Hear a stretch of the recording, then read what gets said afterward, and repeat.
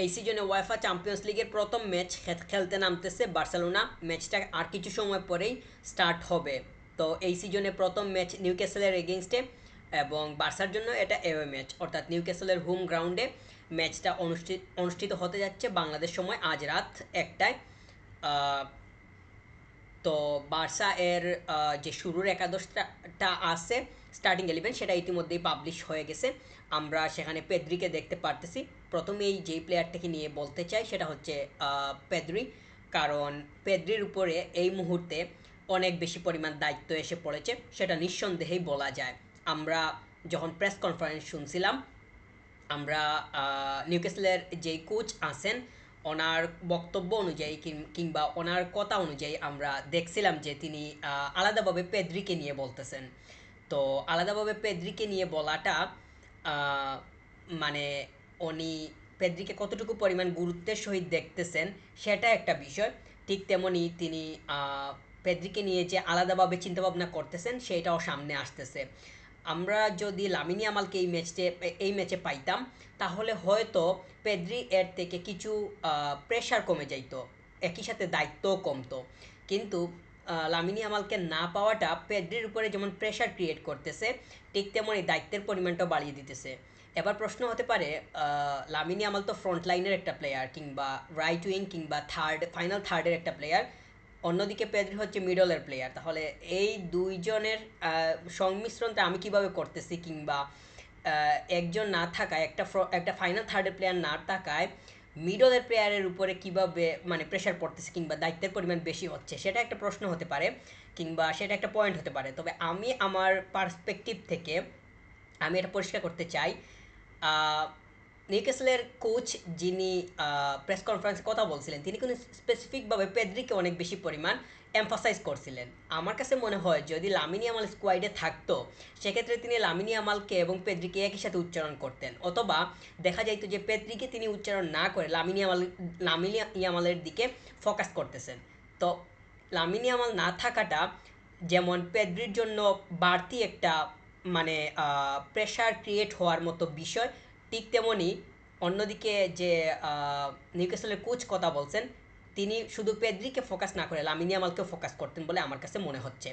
তো এই জন্যই বলতেছি যে অপোনেন্টের যেই প্ল্যানিং আছে, কিংবা অপোনেন্ট যেইটা চিন্তা করতেছে নির্দিষ্ট স্পেসিফিক প্লেয়ার হিসাবে, ওই জায়গাতে ওই চিন্তায় আসলে লামিনী আমাল নাই, যেহেতু সে স্কোয়াডেই নাই, অর্থাৎ তার বেঞ্চ থেকে আসার কোনো সম্ভাবনাও নাই। ঠিক তেমনি পেদ্রি থাকাটা অপোনেন্টের চিন্তার বাড়তি একটা বিষয়। তো কোচ অপোনেন্টের কোচ যেইভাবে পেদ্রির দিকে নজর দিচ্ছেন, লামিনী আমাল থাকলে আমার কাছে মনে হয় যে ওর দিকেও একইভাবে নজর দেওয়ার বিষয়টা আমাদের চোখের সামনে প্রত্যক্ষ হইতো, কিংবা দৃশ্যমান হইতো। সে না থাকাটা মানে নিউক্যাসলের অনেকটাই চিন্তা কমিয়ে দিয়েছে বলে আমার কাছে মনে হচ্ছে। আর পেদ্রির অনেক বেশি পরিমাণ দায়িত্ব বেড়ে গেছে। পেদ্রিকে আমরা গত ম্যাচটাতে কোচ সরি ক্যাপ্টেন হিসাবে দেখছিলাম। সে যথেষ্ট পরিমাণ ঠান্ডা একটা প্লেয়ার, তার মেন্টালিটি অনেকটাই রিল্যাক্স অবস্থায় থাকে মাঠের মধ্যে, সে যথেষ্ট পরিমাণ ক্রিয়েটিভ। ঠিক তেমনই অন্য যেই প্লেয়ারগুলো আছে, কিংবা মিডলের যাদের সাথে তার কম্বিনেশনটা খুব ভালোভাবে গঠন করতে হবে, তাদেরকে সে যতটুকু ক্লিয়ারলি আন্ডারস্ট্যান্ড করতে পারে, সেটা মাঠের মধ্যে খুব ভালোভাবেই ফুটে উঠে যায়। Less focus on the this match, যে একটু পরে যে ম্যাচটা আসতেছে, এই ম্যাচে আমরা ফারমিনকে পাইতেছি।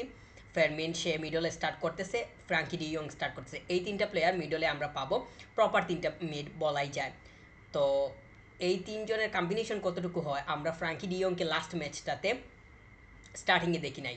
তো পেদ্রির সাথে ফ্র্যাঙ্কি ডিয়ংয়ের কোনো ধরনের কনফ্লিক্ট, মানে মাঠের মধ্যে আন্ডারস্ট্যান্ডিংয়ের বিষয়ে কোনো কিছু হয় কি না, সেইটা একটা বিষয়। আর যদি কোনো ধরনের সমস্যা ক্রিয়েট না হয়, সেটা তো অবশ্যই দলের জন্য অনেক বাড়তি একটা সুবিধার বিষয় হবে। ফ্রন্ট লাইনে আমরা রাশফোর্ডকে পাইতেছি, রবার্ট লেভানডস্কি এবং রাফিনহা স্টার্ট করতেছে। লামিনী আমাল না থাকাটা রাফিনা ওই জায়গাতে স্টার্ট করবে। তো সে ওই সাইডটাতে কীরকম করে সেটা একটা দেখার বিষয়। রবার্ট লেভানডস্কি গত ম্যাচটাতে স্টার্ট করে নাই, তবুও সে বেঞ্চ থেকে এসে স্কোর পাইছিল, তার কাছ থেকে আমরা স্কোর দেখতে পারছি। তো ফেরান তুরাসকে দিয়ে স্টার্ট না করানোটা অনেক বেশি পরিমাণ একটা মানে সঠিক সিদ্ধান্ত হয়েছে। আমি আমার পূর্বের ভিডিওতে অর্থাৎ প্রিভিউ কিংবা আগের যে ভিডিওটা নিয়ে আমি কথা বলছিলাম, ওইখানে আমি পরিষ্কারভাবে বলছি যে নাম্বার 9 পজিশনে আমি রবার্ট লেভানডস্কিকে দেখতে চাই এবং স্টার্টিং 11-এ রবার্ট লেভানডস্কিকে দেখে মানে অন্যরকম একটা ভালো লাগা কাজ করতেছে। কারণ গত ম্যাচটাতে সেই যেই রকম খেলছে, তার স্কোর পাওয়ার যেই মানে স্কোর যেভাবে পাইছে, ওই ধারাটা এই ম্যাচেও ধরে রাখাটা দরকার হবে। রাশফোর্ডকে আমরা দেখছি গত ম্যাচে সে যথেষ্ট পরিমাণ হার্ড ওয়ার্কিং ছিল। তার কাজ করার যেই মেন্টালিটি, সেইটা মানে মাঠের মধ্যে খুব ভালোভাবেই প্রত্যক্ষ করছি। যদিও সে স্কোর পায় নাই, তবে সবাই যে স্কোর করতে হবে সেটাও না। যারা স্কোর মানে করাতে ক্রিয়েটর হিসাবে ভূমিকা পালন করে, তাদেরকেও কোনোভাবেই সাইডে রেখে কথা বলা সম্ভব হয় না। তো রাশফোর্ড যদি স্কোরিংয়ের দিকে মনোযোগী না হয় তাতে কোনো সমস্যা নাই, কিন্তু সে যেইভাবে প্রপারলি পাসিং করতেছে বা পাসিং করার যেই রেশিওটা, এইটা বাড়াতে হবে এবং এইটার দিকে যদি সে যথাযথভাবে মনোযোগী হইতে পারে, তাহলে স্কোরিং তার ক্ষেত্রে কোনো ম্যাটার করবে না। আমরা প্রেস কনফারেন্সে হান্সি ফ্লিককে দেখছি যে রাশফোর্ডের যথেষ্ট পরিমাণ তিনি প্রশংসা করতেছেন, অর্থাৎ তিনি পজিটিভলি ডিসকাস করার যে বিষয়টা, ওনার যে পজিটিভ কমেন্ট, এইগুলা রাশফোর্ড কেন্দ্রিক আমরা গত প্রেস কনফারেন্সে দেখতে পারছিলাম। তো সেটা অবশ্যই মানে ভালো বিষয়। অবশ্যই মানে কোচের কাছ থেকে এইরকম প্রেস কনফারেন্সে প্লেয়াররা পজিটিভ কথাবার্তা শুনবে, সেটাও খুবই যে অস্বাভাবিক সেটাও না।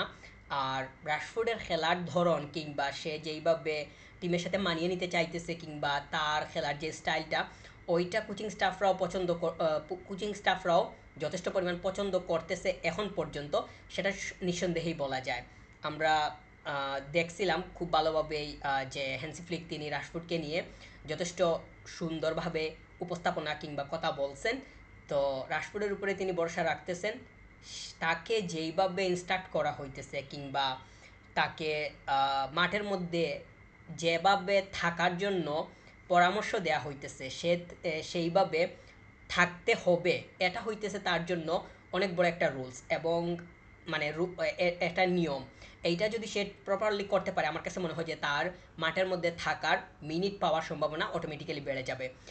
আর এই তো মিড এবং ফ্রন্ট লাইন এই দুইটা আছে। আমরা ব্যাক লাইনে দেখতেছি যে রোনাল্ডো আরাউজোকে দিয়ে স্টার্ট করানো হইতেছে, কুবার্সি স্টার্ট করতেছে। রোনাল্ডো আরাউজোকে দিয়ে স্টার্ট করানো হবে সেইটা পূর্বানুমান ছিল, কারণ আমরা এই ধরনের অনেক কথা শুনছিলাম যে অপোনেন্টের যেই ফিজিক্যাল এবিলিটি সম্পন্ন যেই নাম্বার 9 কিংবা তাদের যে ফ্রন্ট লাইনের প্লেয়ারগুলো আছে, তাদেরকে একটু মার্কিং করার জন্য কিংবা তাদের এগেইনস্টে স্ট্রংলি স্ট্যান্ড হওয়ার জন্য ফিজিক্যালি স্ট্রং ডিফেন্ডার প্রয়োজন। তো ফিজিক্যালি স্ট্রং তো রোনাল্ডো আরাউজো ছাড়া তো ওই রকম চুকে পড়ার মতো কেউ না। ক্রিস্টানসন হয়তো ক্রিয়েটিভ, হয়তো মানে এখানে যদি কম্পারিজন চলে আসে, তাহলে রোনাল্ডো আরাউজো থেকে ক্রিস্টানসন একটু বেশি পরিমাণ মানে ক্রিয়েটিভ হইতে পারে, কিন্তু ফিজিক্যাল এবিলিটির দিক থেকে রোনাল্ডো আরাউজোকে বিট করা ক্রিস্টানসনের পক্ষে এই মুহূর্তে কোনোভাবেই সম্ভব না। তো ওই দিকটাও বিবেচনায় ছিল, যার কারণে রোনাল্ডো আরাউজো এখন স্টার্টিং 11-এ আমরা দেখতে পারতেছি। কুবার্সি আছে, রোনাল্ডো আরাউজো আছে, এই দুইটা সিবিতে স্টার্ট করবে। কোন দিকে আমরা রাইট ব্যাকে পাইতেছি, এটা অনেক বড় একটা স্বস্তির খবর। অনেক সময় বলতে আমরা বিগত দুইটা ম্যাচে দেখছিলাম যে মানে এই সিজনের স্টার্টিং দুইটা ম্যাচে আমরা কোন দিকে দেখছিলাম যে বেঞ্চে বসাই রাখছেন হ্যান্সি ফ্লিক। কেন রাখছেন সেইটা আসলে অজানাই থেকে গেছে, ওইটা তো আর নাই। কিন্তু যেটা গেছে তো গেছে, এখন আমরা চ্যাম্পিয়ন্স লিগের প্রথম ম্যাচটাতে কোন দিকে পাইতেছি স্টার্টিংয়ে, সেটা অবশ্যই একটা মানে ভালো লাগার বিষয়। আর জেরার্ড মার্টিন সে লেফট ব্যাকে স্টার্ট করতেছে, বালদে, পাবলো গোবি এবং লামিন ইয়ামাল, এই তিনটা প্লেয়ার দেখার মধ্যে কিংবা একদম উল্লেখযোগ্য প্লেয়ার, তারা মাঠের বাইরে অবস্থান করতেছে। এই তিনটা প্লেয়ার যদি মাঠের মানে স্কোয়াডে থাকতো, তাহলে হয়তো স্কোয়াডে আরও বেশি পরিমাণ শক্তিশালী হইতো। তো না থাকাটা যারা আছে তাদেরকে দিয়ে ফিল আপ করতে হবে, এটা খুবই স্বাভাবিক। ফুটবলে এটা সাধারণ একটা নিয়ম। প্লেয়ার ইনজুরির কারণে কিংবা কোনো একটা সমস্যার কারণে, সাসপেন্ডের কারণে মাঠের বাইরে যখন তখন চলে যেতে পারে, এটা মানে একদম সাধারণভাবেই গ্রহণযোগ্য। তো বালদে নাই, ঠিক আছে। জেরার্ড মার্টিন যথেষ্ট পরিমাণ মানে এই টিমের সাথে মানিয়ে নেওয়ার যে মানসিকতা, সেটা তার গ্রহ করতেছে বা আছে, এবং এই ম্যাচটাতে অন্ততপক্ষে সে ভুল করবে না। এটাই হইতেছে প্রত্যাশা। যদি কোনো প্রকার ভুল করে বসে তাহলে ওই সাইড থেকে যদি অ্যাটাক হয় কিংবা কোনো স্ট্রং বা ডেঞ্জারাস কোনো ক্রস আসে তাহলে কিন্তু সেটা মানে ক্ষতির কারণ কিংবা আহ, দুষ মানে দুঃস্বপ্নের মানে সমস্যার কারণ হয়ে দাঁড়াবে বলে আমি মনে করতেছি। এরিক গার্সিয়া যথেষ্ট পরিমাণ পজিটিভ আছে, তার উপরে ভরসা এই মুহূর্তে চোখ বন্ধ করেই রাখা যায়। আর চেজনি তো সে আছেই। আমরা কোনো যদি আহ, মানে এরিক গার্সিয়া এর কোনো সরি জুয়ান গার্সিয়া তার যদি কোনো সমস্যা কিংবা কোনো একটা কারণে যদি বদলি হওয়ার প্রয়োজন পড়ে সেক্ষেত্রে আমরা তাকে দেখতে পারবো। আর এরিক গার্সিয়াকে বেঞ্চে রাখা হয়েছে। এরিক গার্সিয়া আজকে স্টার্টিংয়ে নাই। তো তাকে মানে সে বেঞ্চ থেকে আসে কিনা তখন সেটা সময় হলে দেখা যাবে। আমরা অলমো কাসাদো এদেরকেও বেঞ্চে দেখতেছি। এই দুইটা একদম প্রপার সাবস্টিটিউট হিসাবে হাতের মধ্যে আছে।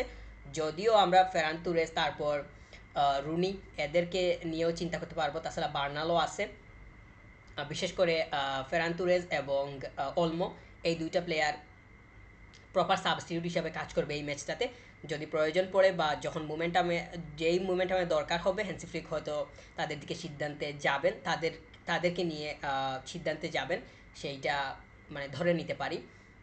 আর তো স্টার্টিংটা যথেষ্ট পরিমাণ সলিড হয়েছে। এখন দরকার হচ্ছে প্রপার টিমওয়ার্ক, এখন দরকার হচ্ছে যথাযথ আন্ডারস্ট্যান্ডিং। এইগুলো মাঠের মধ্যে প্রদর্শন করা গেলে অপোনেন্টকে বিট করতে পারা অসম্ভব হবে না।